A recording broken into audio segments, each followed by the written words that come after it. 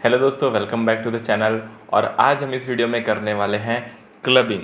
Clubbing को ही दोस्तों chapter number 4 है, जिसका नाम रखा गया है income of other person included in assessee's total income. Simple word में बोलूँ तो इसको बोलते हैं क्लबिंग का चैप्टर। अब ये क्यों बनाया गया है दोस्तों? कई बार क्या होता है कि हम टैक्स चोरी करने के लिए अपनी एसेट किसी और के नाम से ट्रांसफ़र कर देते हैं ताकि हमारी इनकम कम हो जाए और हम बेसिक एग्जेम्पशन लिमिट जो है उसका ज़्यादा क्लेम कर पाए। कैसे? फॉर एग्जांपल मेरे पास एक हाउस है और मेरे हाउस में रेंटल इनकम आ रही है, तो मैं क्या करूँगा? अब वो रेंटल इनकम मेरे में टैक्सेबल हो गई क्योंकि मेरा 7 लाख से ऊपर है इनकम। तो मैं क्या किया, वो उस हाउस प्रॉपर्टी को ट्रांसफ़र कर दिया अपनी वाइफ को। और मेरी वाइफ जो है, अब उसके में तो इनकम थी नहीं, तो उसको तो 7 लाख तक का बेनिफिट तो मिल गया ना। तो ये हो गई टैक्स चोरी की बात। तो इसीलिए ये चैप्टर को लाया गया है। अब इस वीडियो में हम दोस्तों आज जो है ये चैप्टर का रिवीजन, साथ ही साथ इलस्ट्रेशन और साथ ही साथ क्वेश्चन करने वाले हैं। तो आराम से बैठे रहिए क्योंकि इस वीडियो में आपको क्लबिंग की पूरी नॉलेज दी जाएगी। आज चलो बिना टाइम को वेस्ट किए स्टार्ट करते हैं। सबसे पहले हम आएंगे सेक्शन नंबर 60 के ऊपर।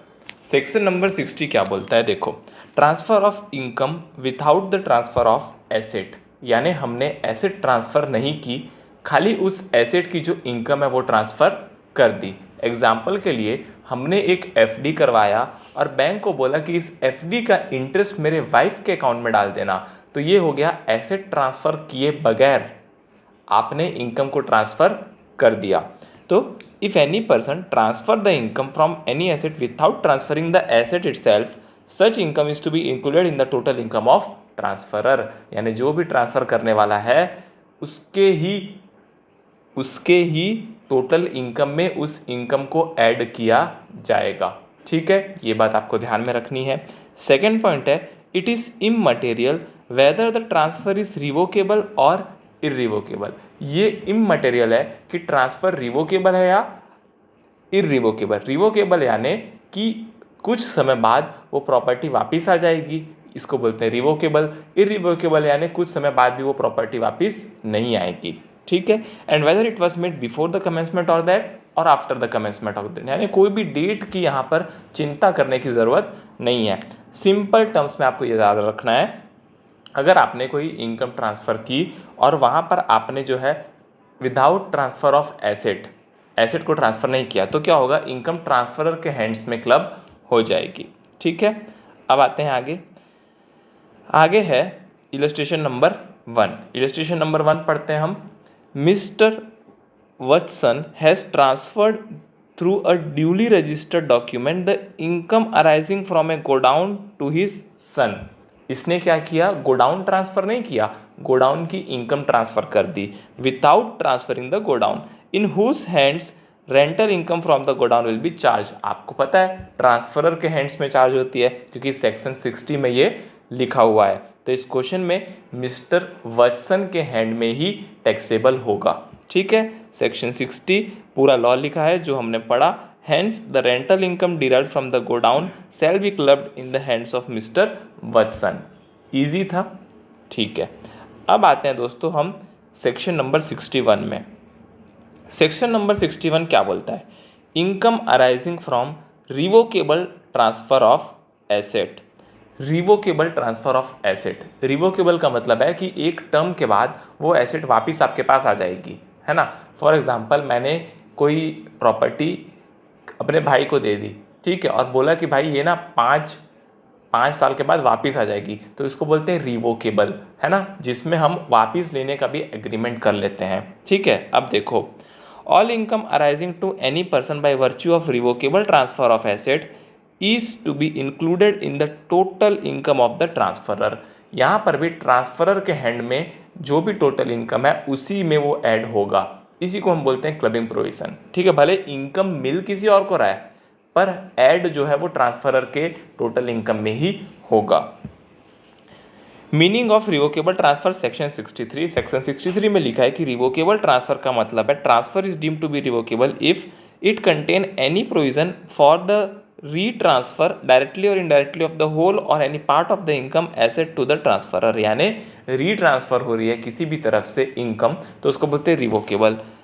Second, it gives in any way to the transferor a right to reassume the power, यानी उसके पास राइट है कि वो कभी भी अपने पावर को रीएज्यूम कर सकता है, वापिस ले सकता है उस एसेट को, तो इसको हम बोलते हैं रिवोकेबल ट्रांसफर। ठीक है, चाहे वो होली हो या फिर पार्टली हो, उससे कोई भी फर्क नहीं पड़ता। अगर पार्ट में भी है तो भी आपको क्लब करना है और फुल है तो भी आपको क्लब करना है। ठीक है, फिर एक्सेप्शन क्या क्या है जहां पर क्लबिंग प्रोविजन जो है वो अट्रैक्ट नहीं होते रिवोकेबल ट्रांसफर के केस में भी, यानी ट्रांसफर तो रिवोकेबल है, यानी वापिस आने का एग्रीमेंट तो है, पर यहाँ पर क्लबिंग नहीं होगी, ये सेक्शन 62 में लिखा है। देखो, section 61 will not apply to any income arising to any person if there is a transfer by way of trust which is not revocable during the life time of the beneficiary. For an example, मेरा दोस्त जो था वो बहुत गरीब था, ठीक है। अब मैंने क्या किया, अपने दोस्त को नहीं, दोस्त के लिए एक ट्रस्ट बनाया और ट्रस्ट को मैंने एक एसेट दे दी। ठीक है, मैंने ट्रस्ट को एक एसेट दे दी और एग्रीमेंट में ये लिखा कि जब मेरा दोस्त का देहांत हो जाएगा, यानी वो जब मर जाएगा, तब वो एसेट मेरे को वापस मिल जाएगी। तो इस केस में जो है यहाँ पर क्लबिंग प्रोविजन लगने वाला नहीं है।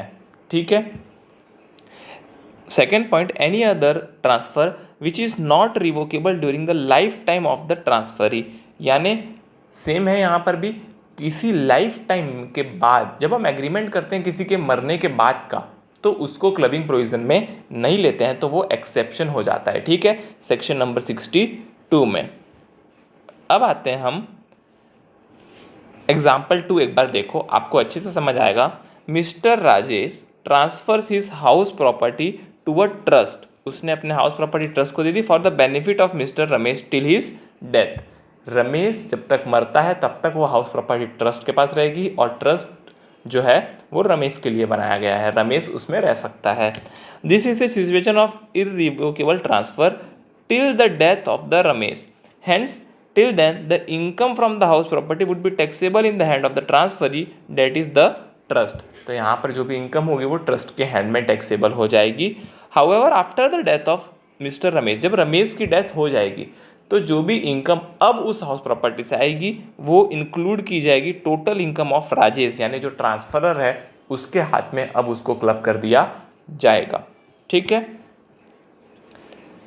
Income of other person includable in individual total income, clubbing of income arising to the spouse. अब हम बात करने वाले हैं स्पाउस की। स्पाउस यानी हस्बैंड के लिए वाइफ, वाइफ के लिए हस्बैंड।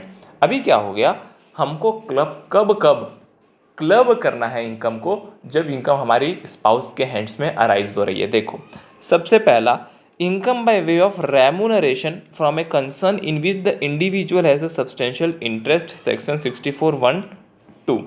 ये बोलता है कि अगर आपका किसी कंपनी में, किसी फर्म में सब्सटेंशियल इंटरेस्ट है, सब्सटेंशियल इंटरेस्ट का मतलब होता है 20% ओनरशिप आपके पास रहनी चाहिए कंपनी के केस में भी, और अगर पार्टनरशिप फर्म है तो 20% प्रॉफिट शेयरिंग रेशियो में आपका कम से कम रहना चाहिए। तो आप हो गए सब्सटेंशियली इंटरेस्टेड। अब आप जिस कंपनी या जिस फर्म में, जिस बिजनेस में सब्सटेंशियली इंटरेस्टेड हो, आपने उस बिजनेस से अपनी वाइफ को कोई रेम्यूनरेशन दिया, कोई कमीशन दिया, कुछ भी दिया, तो वो इनकम जो आपकी वाइफ की है वो आपके हैंड में टैक्सेबल हो जाएगी, ऐसा इसमें लिखा हुआ है। अब देखो आगे पढ़ते हैं। रेम्यूनरेशन इन कैश और kind to a spouse from a concern in which the individual has substantial interest to be clubbed. ठीक है, इसको क्लब कर दिया जाएगा।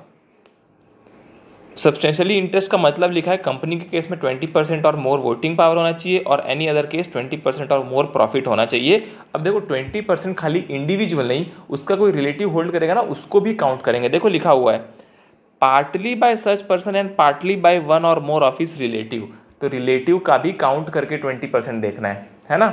यहाँ पर भी देखो, यहाँ पर सीधा सीधा लिखा है 20% और मोर प्रॉफिट, यहाँ पर भी वन और मोर रिलेटिव, यानी रिलेटिव का भी देखना है ना।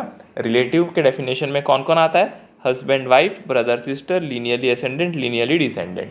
ठीक है, ये आते हैं आपके रिलेटिव के डेफिनेशन में। तो जब आपको सब्सटेंशियली इंटरेस्टेड चेक करना है तो आपको 20% खाली ट्रांसफरर का नहीं, उसके रिलेटिव के साथ मिला के 20% होना चाहिए। ट्रांसफरर का 10 हुआ और रिलेटिव का भी 10 हुआ तो उसको 20 माना जाएगा, यानी उसको सब्सटेंशियली इंटरेस्टेड माना जाएगा।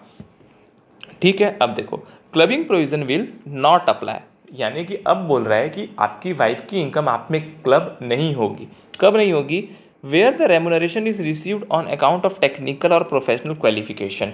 फॉर एग्जाम्पल आपकी वाइफ जो है वो एक अकाउंटेंट है, उन्होंने बीकॉम एमकॉम वगैरह की डिग्री ली है और अब वो आपके फर्म में अकाउंटिंग कर रही है और आप उसको सैलरी दे रहे हो, तो ये तो उसकी इनकम हुई, उसके स्किल के बेस पे आपने उसको पैसा दिया, आपने उसको फ्री फंड में पैसा नहीं दिया।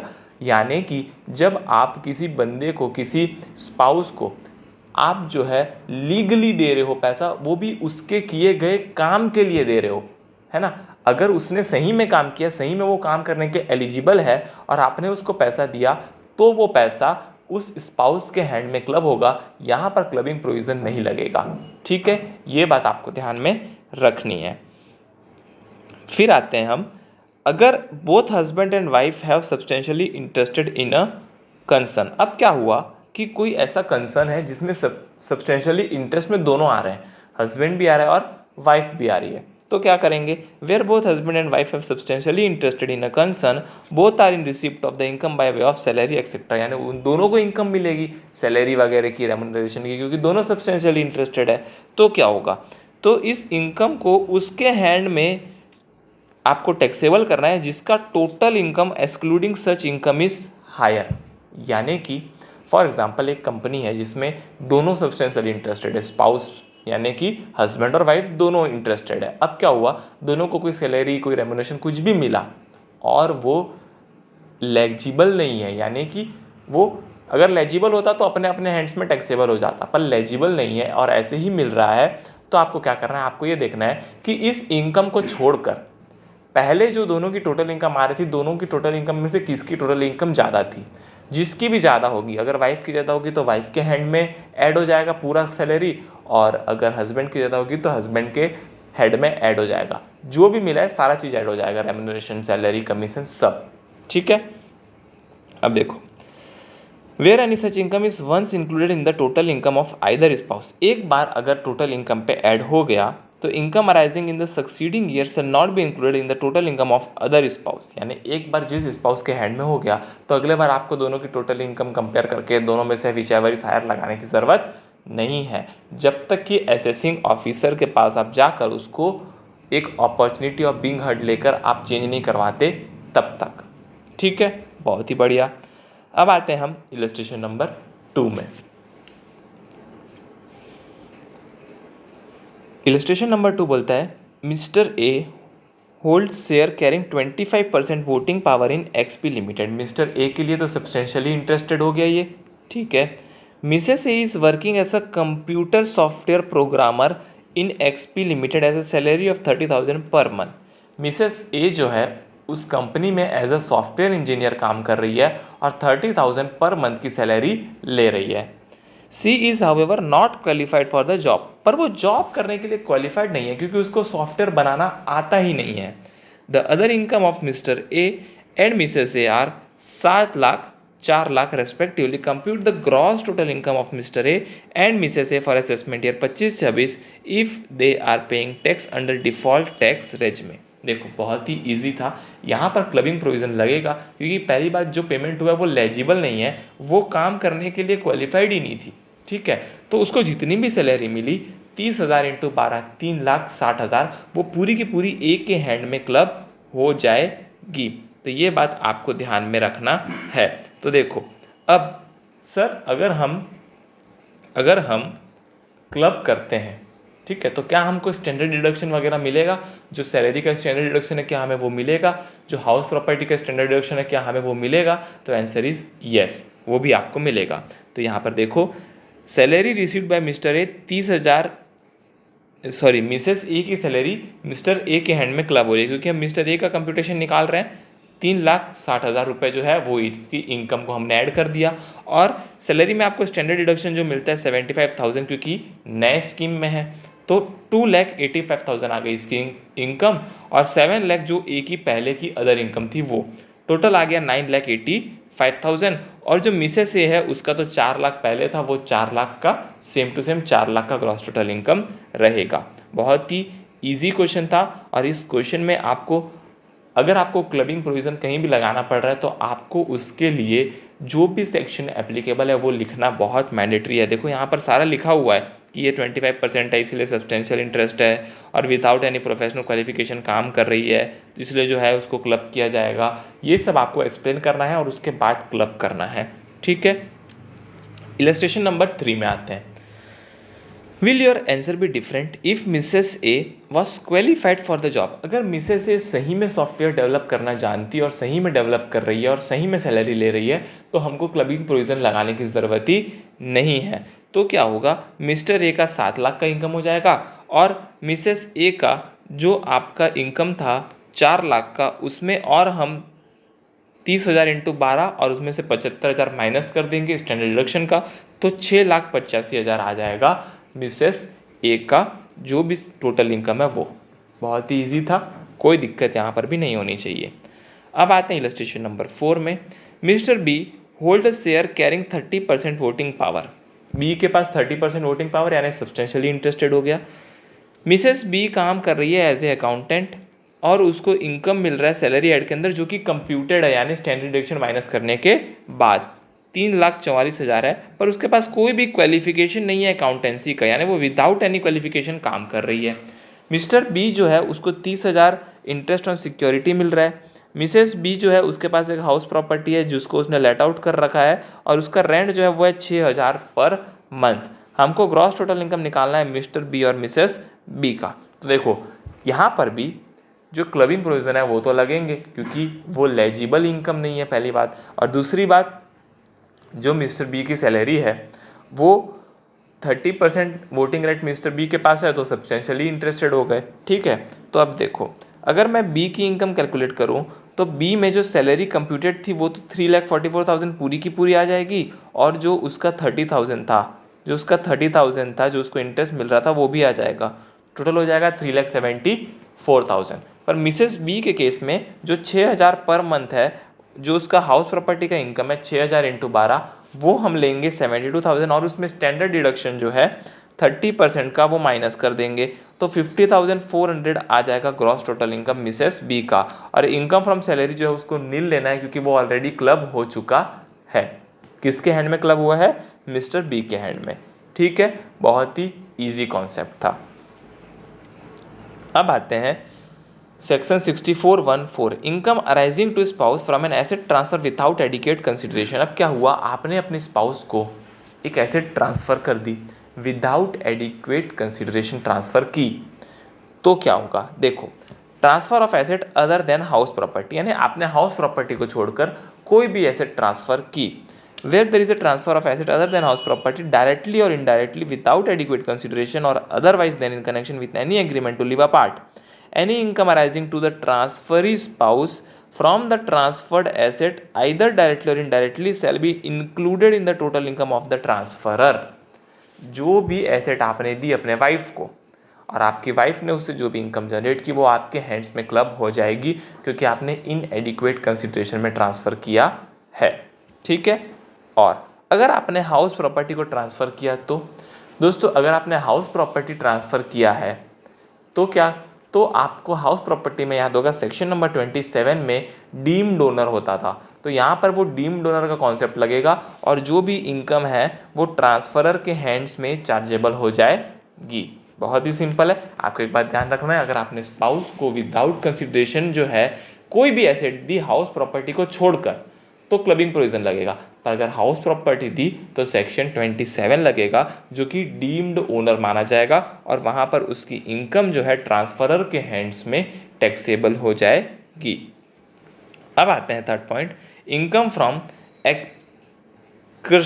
Accretion of transferred asset. यानी क्या होता है, आपने कोई एसेट ट्रांसफ़र की, ठीक है, अब उस एसेट से एक इनकम जनरेट हुई, अब उस इनकम को तो आपके हैंड्स में क्लब कर दिया जाएगा, पर वो इनकम किसके पास है? अभी भी आपके स्पाउस के पास है या जिस भी पर्सन के पास आपने दी थी उसके पास है।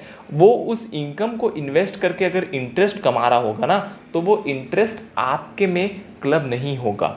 इसी को बोलते हैं accretion of the transferred asset, यानी ट्रांसफर्ड एसेट से कोई इनकम जनरेट हुई और उस इनकम को इन्वेस्टमेंट करके और इनकम जनरेट कर रहे हैं, तो वो आपके हैंड्स में नहीं, ट्रांसफरी के हैंड्स में टैक्सेबल हो जाएगा। देखो, it also to be noted that the natural love and affection do not constitute adequate consideration. देखो, कोर्ट ऑफ लॉ में ये बोला गया कि प्यार और मोहब्बत की भावना जो है उसको हमको एडिक्वेट कंसिडरेशन नहीं मानना है। Simple simple. Therefore, where an asset is transferred without adequate consideration, the income from such asset will be clubbed in the hands of transferor. Easy. फिर एडिक्वेट कंसिडरेशन का यहाँ पर हो गया, एक्रीशन वाला हो गया, और अब हम आते हैं transferred asset invested in the business. अब क्या हुआ, आपने अपने वाइफ को एक गिफ्ट दिया, ठीक है, कुछ अमाउंट का गिफ्ट दिया, और अब उसने गिफ्ट को बिजनेस में लगाया और बिजनेस से इनकम जनरेट कर रही है। तो सिंपल है, जो भी प्रपोर्शनेट इनकम होगी वो आपके पैसे की प्रपोर्शनेट इनकम आपके में टैक्सेबल होने वाली है, ठीक है। और इसको कैलकुलेट कैसे करेंगे, कैपिटल का परसेंटेज निकाल लो।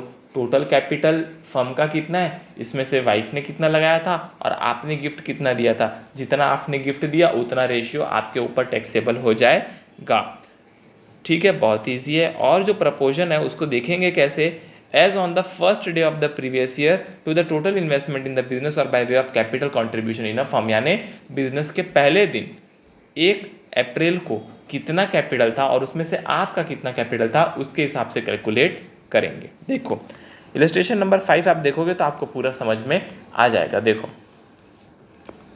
Mister Vaibhav started a proprietary business on 1/4/23 को चालू किया। कैपिटल था 5 लाख, उसने लॉस किया 2 लाख का ड्यूरिंग द ईयर 23-24 में 2 लाख का लॉस किया, तो उसका कैपिटल कितना हो गया, 3 लाख हो गया। 5 लाख से स्टार्ट किया, 2 लाख का लॉस, अब बचा कितना, 3 लाख का capital. To overcome the financial position is wife Mrs Vaishali software engineer gave a gift of 5 lakh on 1/4/24 को 5 लाख रुपए गिफ्ट दिए।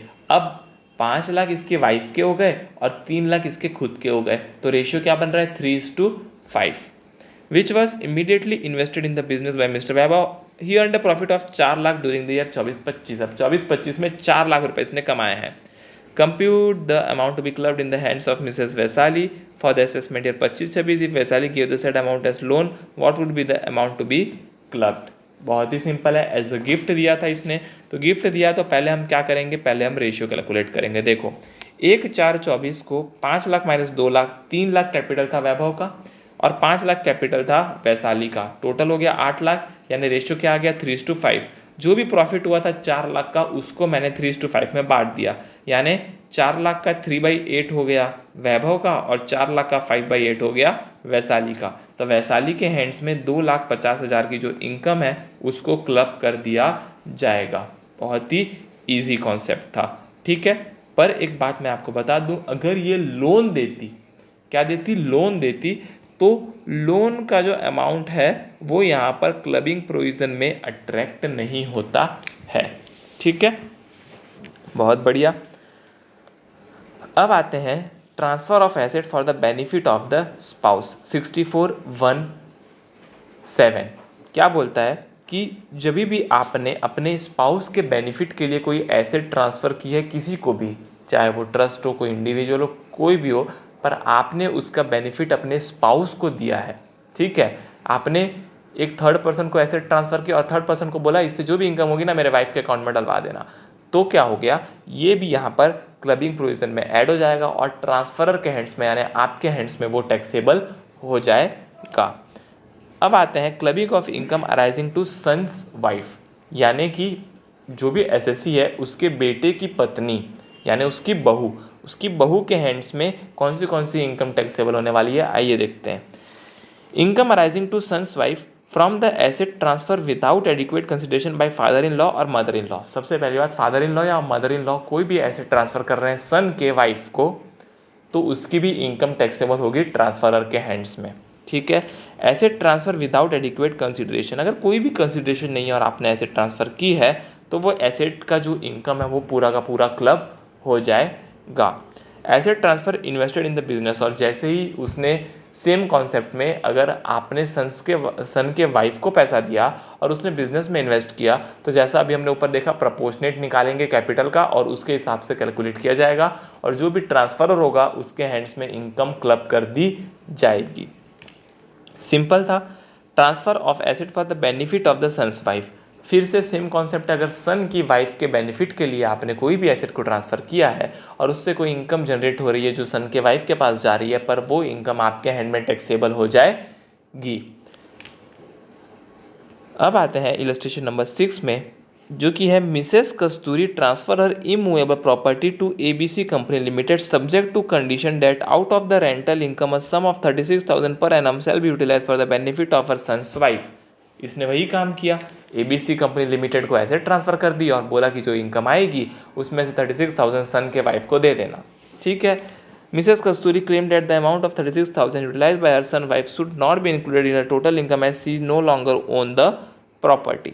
Examine the reason whether the contention of Mr Kasturi is valid in law.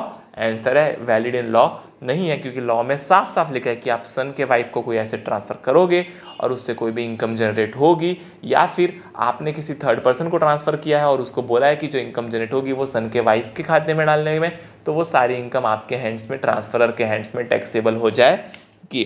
तो ये जो प्रोविजन है 64(1)(8) में लिखा हुआ है, तो जो 36,000 जो है benefit of daughter in law chargeable to tax in the hands of transferor, mrs Kasturi के हैंड्स में ये टैक्सेबल हो जाएगा, जो कि ट्रांसफरर है जिसने प्रॉपर्टी ABC कंपनी को ट्रांसफ़र की थी, उसके हैंड्स में ट्रांसफ़र हो जाएगा। यानी मिसेस कस्तूरी का जो कंटेंशन है वो लॉ के हिसाब से वैलिड नहीं है।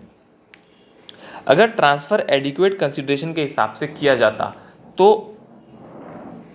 64(1)(8) अट्रैक्ट नहीं होता, यानी कि सन की वाइफ को जो भी एसेट ट्रांसफ़र की है आपने किसी को भी थर्ड पर्सन को, उसने आपको पूरा पेमेंट दिया, एडिक्वेट कंसिडरेशन दिया, पूरा पेमेंट दिया, तो वो इनकम जो है वो टैक्सेबल नहीं की जाएगी।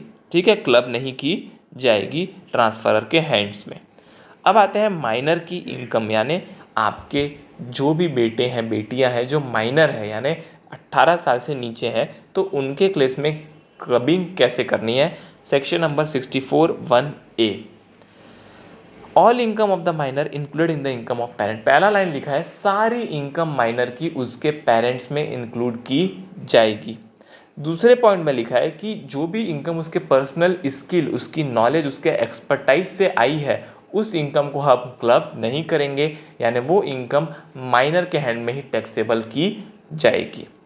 तीसरे पॉइंट में लिखा है माइनर की इनकम क्लब किसके हैंड में करेंगे, मम्मी के हैंड में या पापा के हैंड में, या जिसकी मर्जी है उसके हैंड में। माइनर की इनकम को क्लब करने के लिए हमको पहले दोनों की टोटल इनकम निकालनी होगी, दोनों की total income without the income of minor, और फिर हम कंपेयर करेंगे कि क्या हस्बैंड की ज़्यादा या क्या वाइफ की ज़्यादा इनकम है। अगर वाइफ की ज़्यादा इनकम है तो उसमें ऐड कर देना है, और हस्बैंड की ज़्यादा इनकम है तो उसमें ऐड कर देना है। अब एक बार अगर क्लबिंग प्रोविज़न हो गया, किसी भी एक पेरेंट के साथ आपने जोड़ दिया, तो आपको सब्सिक्वेंटली उसी पेरेंट में उस इनकम को क्लब करना है, अनलेस आप असेसिंग ऑफिसर से अपॉर्चुनिटी ऑफ बीइंग हर्ड लेकर वहाँ पर से परमिशन लेकर आते हो कि हम दूसरे एसएससी के हैंड्स में क्लब करेंगे, तब तक आपको पहले जिसमें किया था उसी में सारी इनकम को क्लब करना पड़ेगा। रही बात अगर डिवोर्स हो गया, यानी मैरिज हो गई थी, अब मैरिज होने के बाद क्या हुआ, डिवोर्स हो गया। डिवोर्स हो गया तो दोनों पेरेंट अलग अलग रहते हैं। अब दोनों पेरेंट अगर अलग अलग रहते हैं तो किसके हैंड्स में क्लब करनी है, बच्चा जिनके साथ रहता है, चाइल्ड जिसके साथ रहता है, उसके साथ वो इनकम क्लब की जाएगी, यानी who maintain the minor child, जो भी माइनर चाइल्ड को मेंटेन करता है उसके हैंड में इनकम को क्लब कर दी जाएगी। फिर अगर कोई माइनर चाइल्ड जो है वो डिसेबिलिटी से सफ़र कर रहा है, जो सेक्शन 80U में लिखी हुई डिसेबिलिटी है उससे अगर सफ़र कर रहा है, तो आपको उसको क्लबिंग प्रोविज़न में लाने की कोई भी ज़रूरत नहीं है, और वो जो भी इनकम है वो उस चाइल्ड के हैंड में ही टैक्सेबल कर दी जाएगी। फिर it may be noted that the clubbing provision are attracted even in respect of the income of minor married daughter. अगर आपने माइनर मैरिड डॉटर, आपने अपने माइनर बेटी की शादी करवा दी, तो भी ये सारे लॉ उस पर भी लागू होते हैं। ठीक है। एग्जेम्पशन देखो दोस्तों, अगर माइनर की इनकम उसके पेरेंट्स के हैंड में, चाहे वो हस्बैंड हो या वाइफ हो, उसके हैंड्स में अगर क्लब होती है तो एक एग्जेम्पशन दिया जाता है सेक्शन 1032 में, जो कि है 1500 इन रेस्पेक्ट ऑफ ईच माइनर। कोई भी इनकम क्लब हो, इससे फ़र्क नहीं पड़ता, जब भी इनकम क्लब होती है तो 1500 रुपये का आपको जो है स्पेशल एग्जेम्पशन मिलता है, जो कि सेक्शन 1032 द्वारा आपको दिया जाता है। ठीक है। अब point number 8, in the case the asset transfer to a minor child. अब आपने क्या किया, एक एसेट को ट्रांसफर किया माइनर चाइल्ड को विदाउट कंसिडरेशन। माइनर चाइल्ड में यहाँ पर माइनर मैरिड डॉटर को नहीं लिया गया। ठीक है। एसेट ट्रांसफर किया किसी चाइल्ड को विदाउट एडिक्वेट कंसिडरेशन और फॉर एन इनएडिक्वेट कंसिडरेशन, वो हाउस प्रॉपर्टी आपने ट्रांसफ़र की है, तो जो भी ट्रांसफरर पेरेंट है उसको डीम्ड ओनर मान लिया जाएगा एज पर सेक्शन 27(1), और उसके हैंड्स में जो है वो सारी इनकम को टैक्सेबल कर दिया जाएगा, और माइनर चाइल्ड के हैंड में कोई भी इनकम टैक्सेबल नहीं होगी। Subsequently clubbing provision under section 64(1)(a) not be attracted in respect of such income due to which the benefit of exemption under section 32 cannot be availed। यानी section 27 house property के हिसाब से आपको वो income club हो रही है, तो अभी वो इनकम सेक्शन 27 के हिसाब से क्लब हो रही है, सेक्शन 64(1)(a) के हिसाब से क्लब नहीं हो रही है। तो आपको जो 1500 रुपये का डिडक्शन है ना, वो यहाँ पर नहीं मिलेगा। अगर आपने हाउस प्रॉपर्टी वाले सेक्शन 27(1) आप पे एप्लीकेबल हो गया तो आपको ये 1500 का डिडक्शन नहीं मिलेगा, तो आपकी इनकम जो है वो हाउस प्रॉपर्टी की एज पर सेक्शन 27(1) के हिसाब से टैक्सेबल कर दी जाएगी। However, if the house property transferred by a parent to his or her minor married daughter without consideration or for inadequate consideration, then section 27(1) is not attracted। अगर minor married daughter को house property दी तो section 27(1) में cover नहीं होता है, section 64(1)(a) में cover होता है, और सेक्शन 64(1)(a) क्लबिंग प्रोविजन में आता है। इसीलिए यहाँ पर 1500 रुपये का जो डिडक्शन है सेक्शन 1032 का, वो आपको मिलेगा अगर आप नए स्कीम से टैक्स पे करते हो तो नहीं मिलेगा, पुराने स्कीम से टैक्स पे करते हो तो मिलेगा। यानी shifting out of default tax regime में पुराने स्कीम से पे करो तो आपको 1500 रुपये का डिडक्शन जो है मिल जाएगा। अब आता है इलस्ट्रेशन नंबर 7 में। Mister A has 3 minor children, 3 minor children है, 2 ट्विन डॉटर है जिनकी एज जो है वो है 12 साल, और एक सन है जिसकी एज है 16 साल। ट्विन डॉटर की जो इनकम है वो है 2000 पर एनम ईच, और जो सन की इनकम है वह 1200 per annum each. Mrs A ने ट्रांसफ़र किया अपना फ्लैट माइनर सन को 1/4/24 को out of natural love and affection. Flat जो है उसको लेट आउट किया गया और इनकम हो गई 10,000 पर मंथ की रेंटल इनकम हो गई। तो हमको compute the income in respect of minor children to be included in the hand of mister A and Mrs A, assuming that Mr A total income is higher than Mrs A. Mr A की total income ज़्यादा है। तो अभी देखो, mister A की total income ज़्यादा है, अगर ये शिफ्ट आउट कर रहे हैं डिफ़ॉल्ट टैक्स रेज में से, ये बात हमको ध्यान में रखनी है। अगर मिस्टर ए की इनकम ज़्यादा है तो मिस्टर ए के हैंड में क्लब होगा। तो देखो, taxable income in respect of minor children in the hands of mister A जो 2000 पर एनम ट्विन डॉटर का था, तो 2000 दो डॉटर का हो गया 4000, और एग्जेम्पशन पर चाइल्ड मिलता है, तो 2 चाइल्ड है तो 1500 इंटू 2, 3000 रुपये का एग्जेम्पशन मिल गया, और आपका 1000 रुपये टैक्सेबल हो गया। अब बात करें अगर सन की, तो माइनर सन का तो 1200 ही इनकम था, और 1200 में तो 1500 के नीचे आता है, तो पूरा का पूरा 1200 एग्जेम्प्ट हो जाएगा और कोई भी इनकम टैक्सेबल नहीं की जाएगी माइनर सन की। तो टोटल इनकम जो क्लब करने वाले हैं वो आएगी 1000 रुपये। बहुत ही ईजी कॉन्सेप्ट था, देख लो एक बार और समझा देता हूँ। 2 माइनर डॉटर थे जिनका 4000 इनकम था, दोनों का मिला के, दोनों का रिडक्शन मिला के 3000 का रिडक्शन हो गया, तो 1000 की इनकम हो गई। जो सन था उसकी तो खाली 1200 थी, तो 1200 थी तो 1500 के नीचे ही है, तो उसमें कोई भी क्लबिंग प्रोविज़न नहीं लगेगा, तो यहाँ पर 1000 रुपये का इनकम क्लब हो जाएगा मिस्टर ए के हैंड में। अब बात करें मिसेस ए की। मिसेस ए ने क्या किया है, घर को ट्रांसफ़र किया है। घर को ट्रांसफ़र किया है वो भी इनएडिक्वेट कंसिडरेशन में, तो सेक्शन 27(1) लगता है। सेक्शन 27(1) लगता है तो इनकम जो है वो मिसेस ए के हैंड्स में क्लब होगी, पर 1500 रुपये का 1032 का डिडक्शन नहीं मिलेगा। देखो, as per section 27(1), Mrs. A is deemed owner of the house property transferred to her minor son. Natural love and affection do not constitute adequate consideration for this purpose according to the income from the house property। House property की income की 10,000 per month, यानी 1,20,000, और जो deduction मिलता है वो तो मिलेगा हाउस प्रॉपर्टी का 30% वाला, 30 36,000 का डिडक्शन मिला 30% वाला, तो 84,000 हो गई इनकम, और डीम डोनर के साथ साथ वो मिसेस ए के हैंड में टैक्सेबल हो गई। यहाँ पर 64(1)(a जो है वो अट्रैक्ट नहीं किया जाता, इसीलिए जो 1032 का एग्जाम्पशन है 1500 रुपये का वो नहीं मिलने वाला है। बहुत ही ईजी क्वेश्चन था, आई होप आपको समझ में आया हो। अब आते हैं हम इलस्ट्रेशन नंबर 8 में। Compute the gross total income of mister A and Mrs A from the following information assuming both exercise the option of shifting out of the default tax regime under section 115 BAC 1A। Brief working is sufficient, detail computation under various head of income is not require. खाली एक आपको brief working देना है। देखो, salary income Mrs A का तो Mrs A के hand में जाएगा जो है 2,30,000। Income from profession of mister A के हैंड में जाएगा जो है 3,90,000। सैलरी कंप्यूटेड है तो आपको स्टैंडर्ड डिडक्शन माइनस करने की कोई ज़रूरत नहीं पड़नी चाहिए। Income of minor son B from company deposit, company deposit से माइनर सन बी की इनकम हो रही है 15,000 रुपये। Income of minor daughter C, special talent की इनकम तो लेनी नहीं है हमको। Interest from bank received by C on deposit made out of her special talent 3,000 रुपये। गिफ्ट रिसीव्ड बाय सी को गिफ्ट मिला है on 30/9 from a friend of mrs A 2500। सबसे पहली बात, हम अगर कैलकुलेट करें दोनों में से इनकम किसकी ज़्यादा है दोस्तों, मिसेस ए की या मिस्टर ए की? मिस्टर ए की इनकम ज़्यादा है, आपको दिख रहा है 3,90,000। तो जो क्लबिंग प्रोविज़न लगेगा माइनर चाइल्ड का वो मिस्टर ए के हैंड्स में लगेगा। देखो, computation of gross total income of mister A.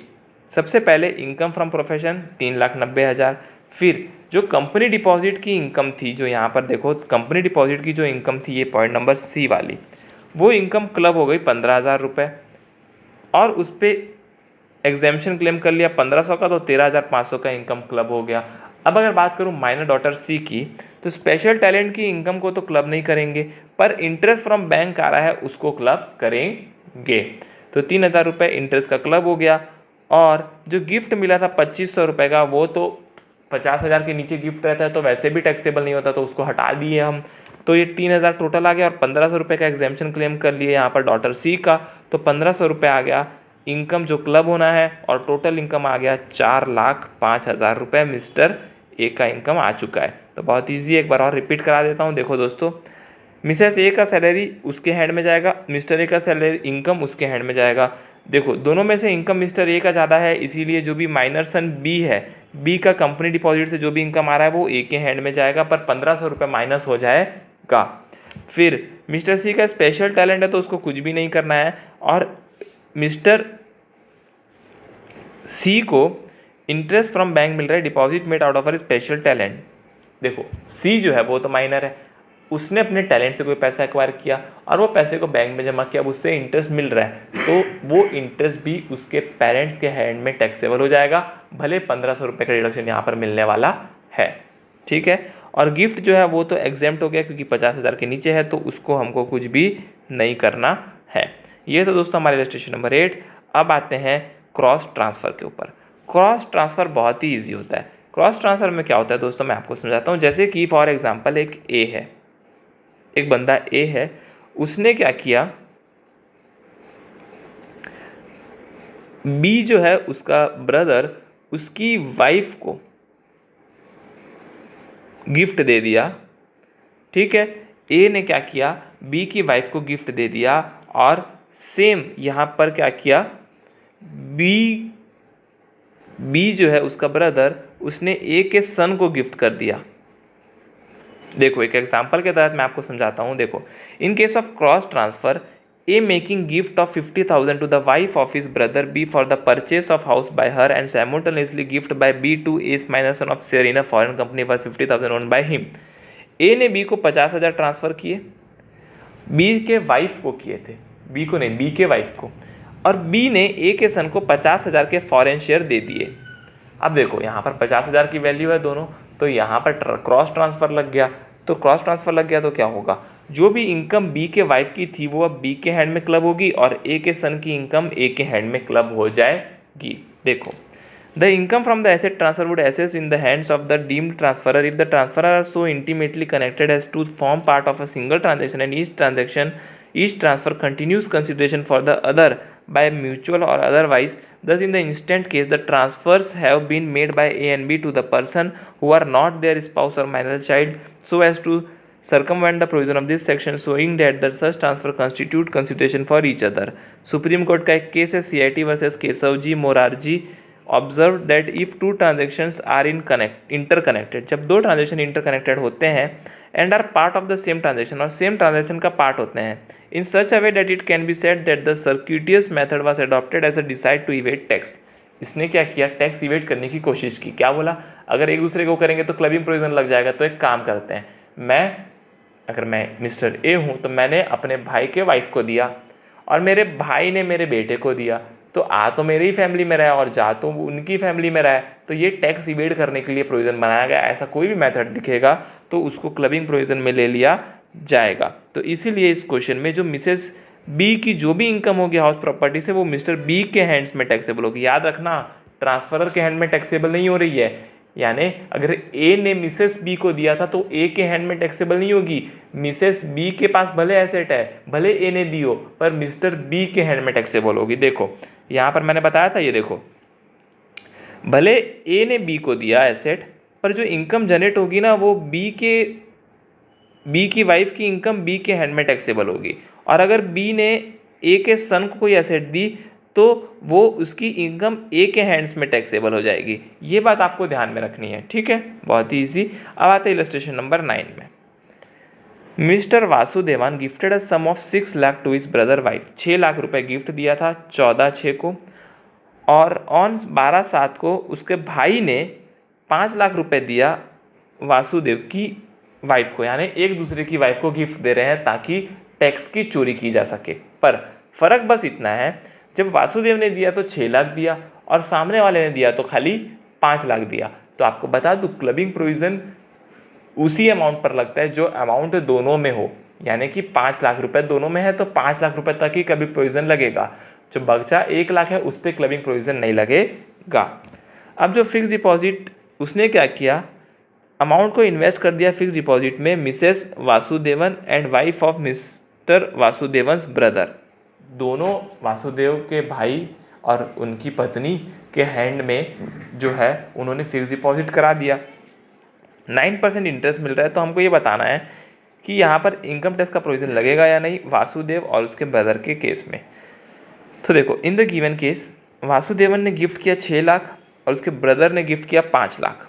तो क्रॉस ट्रांसफ़र तो यहाँ पर हो गया है और उसको डिपॉजिट करके इन्होंने क्या किया है, जो एसेट ट्रांसफ़र की उसको डीम्ड ट्रांसफरर के हैंड में वो टैक्सेबल हो जाएगी. तो यहाँ पर CIT वर्सेस केशव जी मोरारजी का जो है पूरा लॉ लिखा हुआ है. उसके बाद देखो यहाँ पर लिखा है taxable in the hands of Mr Vasudevan brother as per 64(1) to the extent of the amount of cross transfer that is 5 lakh.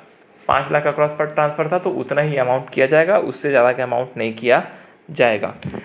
This is because both Mr Vasudevan and his brother are indirect transferor of the income to their respective spouse with an intention to reduce their burden of taxation. However, the interest income earned by his spouse on fixed deposit of rupees 5 lakh alone would be included in the hand of Mr. Vasudeva's brother and not the interest income of the entire fixed deposit of 6 lakh since the cross transfers to the extent of 5 lakh. देखो बहुत ही easy है. अगर आपको अभी तक समझ नहीं आया तो मैं एक बार और समझा देता हूँ. देखो क्या हुआ था, वासुदेवन को वी बोल देते हैं. वी ने क्या किया, अपने ब्रदर की वाइफ, वी ने अपने ब्रदर की वाइफ को 6 लाख रुपए दे दिए और जो ब्रदर है उसने वी की वाइफ को 5 लाख रुपए दिए. अब आपको पता है इन्होंने FD करवा दी. FD करवाने के बाद जो इनकम जनरेट होगी उस पर क्लबिंग प्रोविजन लगेगा. तो क्लबिंग प्रोविजन कैसे लगेगा, देखो एक का तो 5 लाख है, एक का 6 लाख है, तो खाली 5 लाख तक के अमाउंट का क्लबिंग प्रोविजन लगेगा.